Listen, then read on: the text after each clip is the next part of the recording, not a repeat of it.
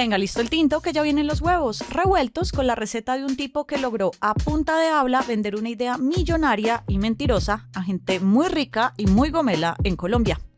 Desde la redacción de La Silla Vacía, soy Tatiana Duque. Es lunes 4 de marzo. Jerry Little, con doble D, es el nombre del empresario que llegó mostrando mucha plata y discursos rimbombantes para que empresas colombianas y hasta el gobierno le compraran su idea de bonos de carbono. Esos bonos de carbono son el negocio del momento, que las empresas reparen el daño en el ambiente sembrando árboles. La idea de Jerry era sembrar miles de millones de árboles en lugares tan exóticos como el desierto de La Guajira. Acá pocos le creyeron, pero la pinta de gringo hizo al santo. Tal cual el estafador de Tinder o Inventinana, el señor lleva años estafando a gobiernos y empresarios en todo el continente. Hoy le mostramos cómo le fue en Colombia.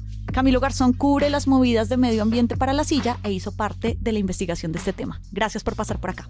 Hola Tati, ¿cómo estás? Gracias por invitarme. Esto empieza con un negocio multimillonario que son los bonos de carbono. Cuéntanos un poquito más de eso. Sí, los bonos de carbono son un mercado global que existe hace unos 10 o 15 años en el que la protección del bosque o la siembra de nuevos árboles genera unas reducciones de toneladas de dióxido de carbono que no se emiten a la naturaleza. Sí.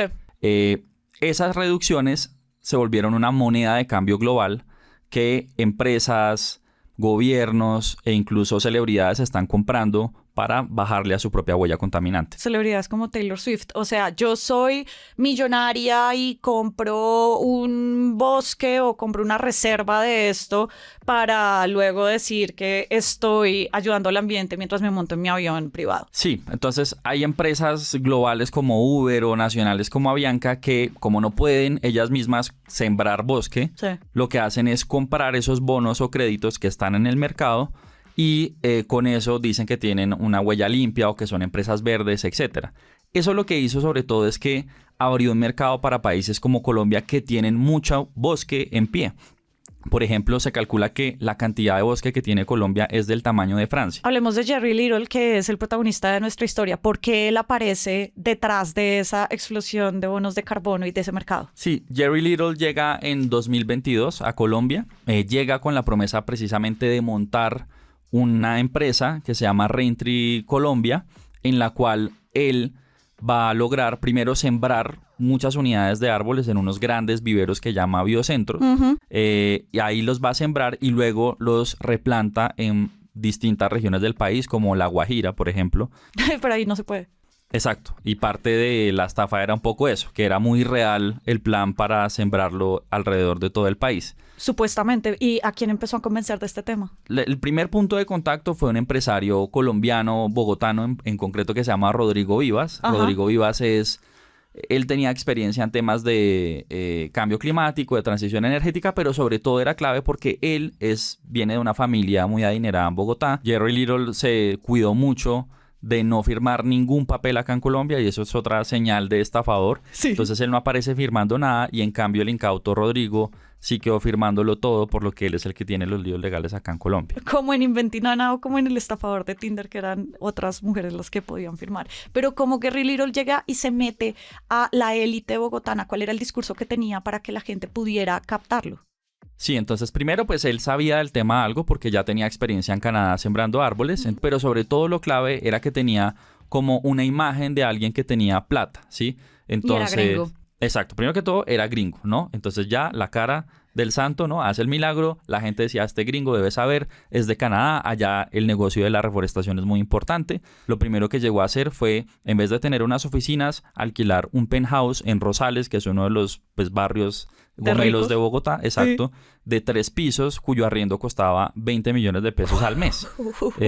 ¿No? Entonces había una cosa ahí como una imagen de lujo que hacía que la gente dijera, pues este no nos va a robar porque ya plata tiene. El equipo de Raintree Colombia, que estaba en esas oficinas en Rosales, fue de 10 personas, muchas de las cuales tenían un rol como consultores que tenían específicamente la tarea de conectarlo con empresarios grandes y también con el mundo político en Colombia. Así fue que lograron reclutar a través de Rodrigo a Frank Perl, por ejemplo, que es la gran cabeza visible de este proyecto. Frank pues venía de ser... Ex negociador de paz del gobierno Santos, ex ministro de Ambiente, ha tenido varios cargos en empresas privadas y también en entidades públicas y además tiene un nombre extranjero. Él cree mucho en el tema de la reforestación y en los bonos de carbono como un mercado para que las comunidades indígenas en el Amazonas tengan con que apalancar esas actividades, y fue así como a través de Frank lograron contactarse en el gobierno con entidades como Visión Amazonía, con el Instituto von Humboldt, y lograron tener una reunión con el Ministerio de Ambiente que acababa de entrar del gobierno Petro. ¿Qué tan cerca estuvo el gobierno de cerrar un negocio con este tipo? No tan cerca, lo que pasa es que ocurrió una reunión, eso fue en diciembre del 2022. En esa reunión estuvo Frank Pearl, estuvieron varios otros empleados de la compañía, estuvo Jerry Little y fue con la viceministra de Ambiente, Sandra Vilardi, ex viceministra porque ya no está en el cargo, y ella fue la que le escuchó todo el cuento a Jerry, y su conclusión final después de la reunión fue una frase que le decía a su abuelito, y es: de eso tan bueno no dan tanto. Pero hubo una de esas empresas que sí le soltó plata a Jerry. Pobrecitos, ¿quiénes eran? Se llama Colombia Natural Resources. Es una minera que tiene su mina en la Jagua de Ibrico, en el Cesar, cerca a las otras minas grandes de Prodeco y de Drummond, y lograron acordar que le iban a dar un primer giro de $100,000 a la empresa de Gary para hacer eso. Obviamente eso nunca se correspondió con ningún proyecto ni nada que hizo la empresa. Iban a dar $200,000. Wow. Pero no los alcanzaron a dar justo porque Frank, en algún momento de la operación, cuando ya no le habían pagado a él tampoco nada, empezó a decir como: oiga, este tipo yo creo que nos está estafando, mejor llamo a todas las personas que contacté y pongo la cara y les digo: no le suelte más plata a este man porque esto va a ser un tumbe. Y como el tipo, si esto era un tumbe, pagaba el penthouse en Rosales, prometía plata en dólares, pudo llegar a hablar con tanta gente, o sea, ¿de dónde salía esa plata?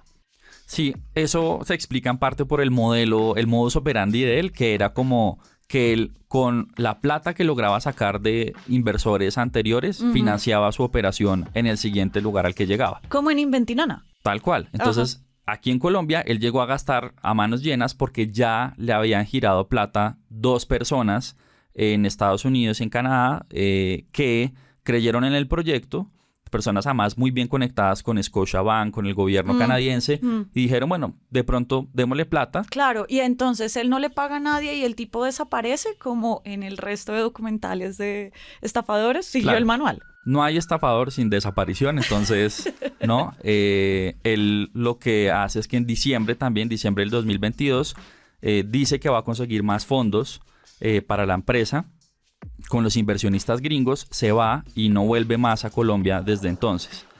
No pone la cara. ¿Y cuál es el tumbe? Digamos, la suma total es la minera, que quedó estafada con los $100,000. Sí.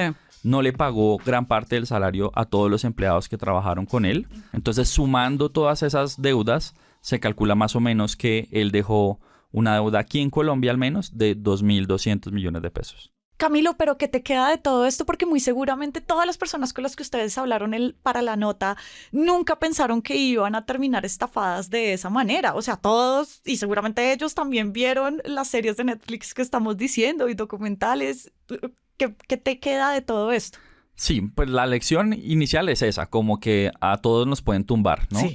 En la historia aquí en Colombia, lo que me llamó mucho la atención era justamente que las personas que logró convencer eran tecnócratas, ex ministros, empresarios, personas que habían estudiado en las mejores universidades de Colombia, y lo logró hacer con una mezcla de discurso que era con algo de conocimiento técnico sobre cómo sembrar árboles por su experiencia en Canadá, en Guagua, que es de donde él viene, y mostrando una pantomima de que era alguien muy bien conectado, que no necesitaba plata. En suma, yo creo que es una historia ejemplar sobre cómo, en todo caso, a nosotros nos siguen robando mucho con espejos, ¿no? En alguna época era el tema, ¿no? Minero, el petróleo, y hoy es con la promesa de defender la naturaleza, atacar el cambio climático, pero sigue siendo una estafa de un gringo que viene a meternos cuento. Esta tarde por YouTube vamos a tener una nueva versión de nuestro videocast de Huevos Revueltos para seguir hablando de este tema. Gracias por pasar por acá, Camilo. Gracias a ti, Tati. Esta semana estamos pendientes de la posesión de nuevos miembros del gabinete, de la reforma pensional en el Senado y la nueva ronda de votación de la próxima fiscal general. Todas esas movidas estarán acá al aire en lasillavacía.com, en las redes y en el en vivo. Y por acá cada mañana estará servido su desayuno político favorito. Con la producción de Fernando Cruz y de Juanita Escobar, yo soy Tatiana Duque. Por acá nos escuchamos mañana y esta tarde nos vemos en el videocast.